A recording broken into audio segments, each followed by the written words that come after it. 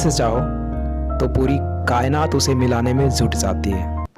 दोस्त, आज मैं एक ऐसे स्टूडेंट के बारे में बताने जा रहा हूँ जिन्होंने अपने पिताजी के सपने को पूरा करने के लिए खुद को पढ़ाई में झोंक दिया। दोस्त, इनके पिताजी एक छोटे से हॉस्पिटल में कंपाउंडर और माँ इनकी खेती का काम किया करती थी। दोस्त, इनके पिताजी का सपना था कि मेरा बेटा MBBS करके बहुत बड़ा डॉक्टर बने। लेकिन दोस्त, इस समय ये लड़का 10th क्लास में था और गांव से 5 किलोमीटर दूर रोज पैदल स्कूल जाया करता था। दोस्त, गांव में सही से लाइट ना होने की वजह से इसे केरोसिन के दिए जलाकर पढ़ाई करना पड़ता था और इसी तरह पढ़ाई करके इन्होंने 10वीं में अच्छे रिजल्ट से पास हुए हैं। और अब ये लड़का अपने माँ बाप के सपने को पूरा करने के लिए अपने गांव से दूर किसी शहर में प्राइवेट स्कूल में 11th और 12th करने की ठान ली। लेकिन दोस्त, प्रॉब्लम ये थी कि इस स्कूल में इंग्लिश मीडियम से पढ़ाई होता था और इस लड़के का अभी तक का 10th तक का जो सफ़र था वो हिंदी मीडियम से था। लेकिन दोस्त, इनके सपने इतने बड़े थे कि मीडियम के बिना परवाह किए इसने उस स्कूल में एडमिशन ले लिया, क्योंकि इसे एक जुनून सा हो गया था कि हमारे माँ बाप ने जो सपने देखे हैं हमें उसे पूरा करना है। और दोस्त, अचानक हिंदी मीडियम से इंग्लिश मीडियम में आने के बाद कितनी मुश्किलों का सामना करना पड़ता है वो सिर्फ एक स्टूडेंट ही समझ सकता है। दोस्त, जब इसने इस स्कूल में पहला टेस्ट दिया था ना, तो पता है इस स्कूल का 90 मार्क्स में से सिर्फ इनके 9 मार्क्स ही आए। और दोस्त, ये लड़का अपना रिजल्ट सुनकर ये अपना आंसू को रोक नहीं पाया और ये सिर्फ इंग्लिश मीडियम की वजह से ही हो रहा था। दोस्त, ये लड़का बिल्कुल होपलेस हो गया था। इसे कुछ भी समझ में नहीं आ रहा था कि आखिर मैं क्या करूं, मैं आगे कैसे पढ़ाई करूं। और पता है, इसके टीचर कहने लगे थे कि बेटा तुम डॉक्टर बनने की सपना तो छोड़ दो, तुम पास हो जाओ वही बड़ी बात है। उसके बाद वो लड़का सोचने लगा कि मेरे पिताजी मेरे लिए इतना पैसा इकट्ठा कर रहे हैं और मैं किस मुंह से कह दूं कि पिताजी मुझे समझ में नहीं आ रहा, मैं कैसे कह दूं कि पापा मैं आपके सपने को पूरा नहीं कर सकता। इस लड़के को कुछ कहा नहीं गया और ये लड़का हार नहीं माना और अपनी मेहनत को और दुगना कर दिया। लेकिन दोस्त, ये हॉस्टल में रहते थे और रात में इसके पार्टनर लाइट बंद करके सोया करता था और इसे नाइट में ऑन करने के लिए नहीं देता था। तो दोस्त, पता है, जब रूम पार्टनर लाइट बंद करके सोता था ना, तो ये वहाँ से उठकर बाथरूम में जाकर पढ़ाई किया करते थे ताकि ये अपने स्कूल में अच्छे मार्क्स को ला सके। ये इंग्लिश पे ज़्यादा फोकस करने लगे थे क्योंकि इसका मार्क्स कम आने की सिर्फ एक ही वजह था, वो था इंग्लिश मीडियम। और कभी कभी तो ये बाथरूम में रोने भी लगता था कि आखिर ये मेरे साथ ही ऐसा क्यों हो रहा है। दोस्त, जैसे तैसे करके इन्होंने 11th और 12th को पास किया और दोस्त, अब उसने अपने पिताजी से कहा कि पापा अब मैं कोटा जा रहा हूँ, आप पैसे का इंतज़ाम कर दीजिए और मैं वहाँ से सफल होके ही आऊँगा, मैं डॉक्टर बन के ही आऊँगा पापा। और ये लड़का कोटा चला जाता है और एक अच्छे कोचिंग में मेडिकल एंट्रेंस एग्ज़ाम की तैयारी करने के लिए एडमिशन ले लेता है। दोस्त, इनके माता पिता कितनी मेहनत से पैसे भेजते थे ये बात उस लड़के को अच्छी तरीके से पता था। इसलिए दोस्त, इसने अपने माता पिता के सपने को पूरा करने के लिए दिन रात करके पढ़ाई करने लगा। और दोस्त, इस लड़के को होली, दिवाली, दशहरा कुछ भी नहीं दिखता था और पूरे 1 साल तक घर नहीं आया। लेकिन दोस्त, साल के अंत में जब इसका एग्ज़ाम हुआ तो पता है इस लड़के का सिलेक्शन नहीं हुआ। दोस्त, इनके माता पिता बहुत दुखी हुए। वो इसलिए नहीं कि मेरा बेटा का सिलेक्शन नहीं हुआ, वो ये बात सोचकर चौंक गए कि मेरा बेटा इतना मेहनत किया, वो होली, दिवाली, दशहरा कुछ भी नहीं देखा, बस पढ़ाई करता रहा, फिर भी इसका सिलेक्शन नहीं हुआ। दोस्त, इनके पिताजी के आंखों में आंसू साफ साफ दिख रहा था, जिसमें उनके हर महीने की दी हुई मजदूरी और अपने बेटे का त्याग दिख रहा था। फिर उनके बेटे ने अपने पिताजी को समझाया और कहा कि पापा इस बार सिलेक्शन नहीं हुआ तो क्या हुआ, हम अगली बार ज़रूर सेलेक्ट होके आएंगे पापा, आप प्लीज़ मुझे फिर इस बार कोटा भेज दीजिए। और दोस्त उनके पिताजी ने फिर से उन्हें कोटा भेज दिया। दोस्त फिर से उस लड़के ने दुगनी मेहनत किया और अपना सब कुछ त्याग दिया और सिर्फ पढ़ाई ही करने लगा। और 1 साल की कड़ी मेहनत के बाद एग्ज़ाम हुआ और उस लड़के का इस बार सिलेक्शन हो गया। और सिलेक्शन होने के बाद उनके माता पिता बहुत खुश हुए और ये लड़का भी कोटा से रूम खाली करके अपना घर आ गया था, क्योंकि इस लड़के को अच्छे से पता था कि काउंसलिंग के बाद मेरा अच्छा सा कॉलेज मिल जाएगा।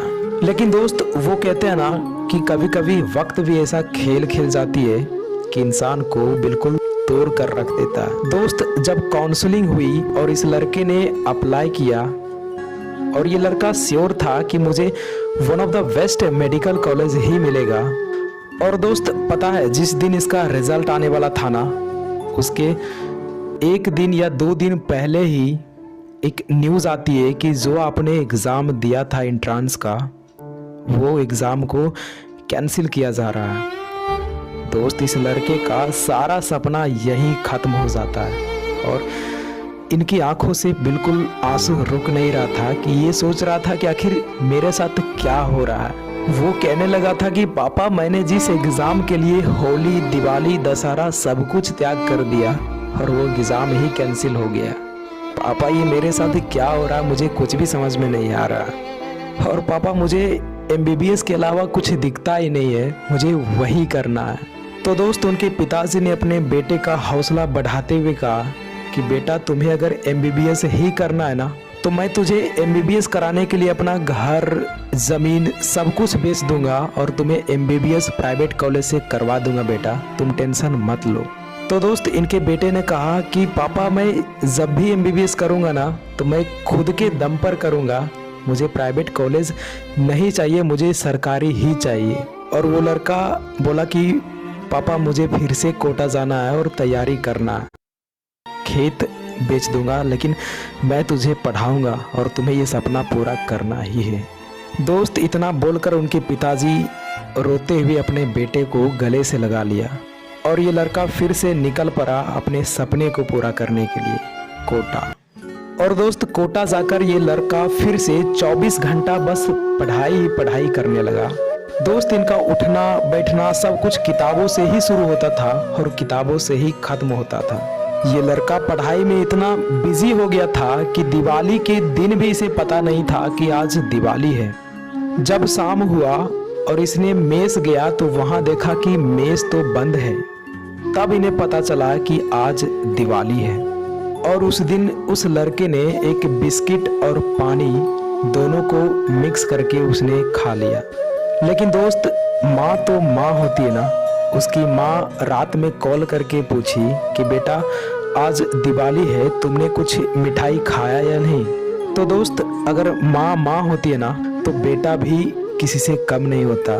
तो दोस्त ये लड़का कह दिया कि माँ हमने मिठाई, खीर, पूरी सब कुछ खा लिया है, बस आप अपना ख्याल रखिएगा।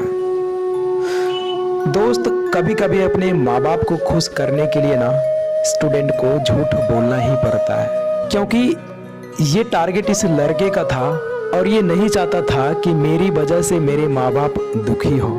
और दोस्त फिर से साल के अंत में इस लड़के का एग्ज़ाम हुआ और इस बार फिर इसका सिलेक्शन हो गया और फिर से ये लड़का खुश हो गया और इनके माँ बाप भी खुश हो गए। और इस बार ये लड़का श्योर था कि अब मेरा सपना पूरा हो गया। और इस बार ये लड़का बिल्कुल श्योर था कि अब मेरा सिलेक्शन होने से कोई नहीं रोक सकता, मुझे अच्छे कॉलेजेस मिल ही जाएंगे। लेकिन दोस्त गॉड भी परीक्षा उसी से लेता है ना जो बिल्कुल पहले से टूट गया होता है। दोस्त फिर से जब फाइनल काउंसलिंग का रिजल्ट आने वाला था तो उसके कुछ दिन पहले से ही कोर्ट का आदेश आता है कि जो एंट्रेंस एग्ज़ाम कंडक्ट हुआ था उसे फिर से कैंसिल किया जा रहा है। दोस्त ये बात सुनकर ये लड़का इस बार बिल्कुल अंदर से टूट गया था और साथ ही साथ अपने बेटे के मेहनत और त्याग को देखकर इनके माता पिता के भी आंसू नहीं रुक रहे थे, लेकिन अपने बेटे के सामने आंसू छुपाने की कोशिश कर रहे थे। लेकिन दोस्त इनके बेटे अपने माता पिता के सामने था तो इनके माता पिता अपने बेटे से आंसू को छुपाने की कोशिश कर रहे थे, लेकिन दोस्त इनके बेटे को सब पता था कि माँ बाप अब रोने लगे हैं। और एक माँ बाप की आंखों में आंसू एक बेटा कभी बर्दाश्त ही नहीं कर सकता यार।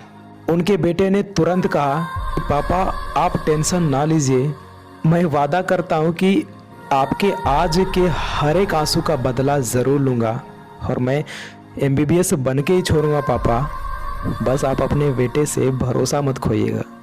दोस्त इतना कहकर वो लड़का उसी दिन कोटा जाने के लिए रेडी हो गया और वो घर से कोटा चला गया। और ठीक 1 महीने के बाद वापस से एग्ज़ाम होना था और ये लड़के ने एग्ज़ाम दिया। और वो कहते हैं ना कि मेहनत के आगे किस्मत की इतनी औकात नहीं कि वो आपको सफल होने से रोक सके। दोस्त जब इसका रिज़ल्ट आया ना तो इसका पता है रैंक क्या था? इसका रैंक ऑल इंडिया रैंक 569 था और पूरे राजस्थान में रैंक 52 था। और दोस्तों फाइनली इसका सिलेक्शन हो गया। अब इनके माता पिता के चेहरे पर बिल्कुल खुशी के आंसू निकल गए और कहने लगा कि बेटा तेरे जगह पर अगर कोई और होता ना तो वो हार मानकर दूसरा काम कर रहा होता, लेकिन आज जो तुमने करके दिखाया ना उससे तुम्हारे पिताजी के सर ऊंचा हो गया बेटा। I proud of you. तो दोस्त इस कहानी से सीखने वाली बात तो ये है कि कभी भी असफलताओं से घबराकर हार मत मानिएगा, क्योंकि दोस्त आज अगर ये लड़का हार मान लिया होता तो शायद ये अपने पिताजी से आई प्राउड ऑफ यू शब्द नहीं सुन पाता। तो दोस्त ये स्टोरी